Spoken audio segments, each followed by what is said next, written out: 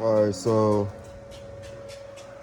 removing the camshaft sensor on a '08 Jeep Compass.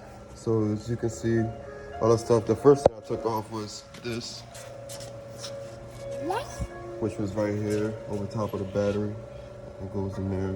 Take that out. Remove this. Remove this line, which is, that's a gas line.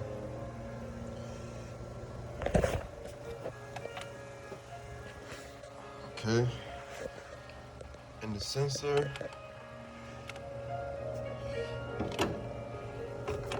I already changed it. You can see it's fresh and connected it back. It's a little sensor. Now I'm about to put that 10mm bolt back. Now I'm showing you this video to show you that you don't have to take out a bunch of stuff to do this job in particular. So the only tools I needed were the 10mm socket, deep socket.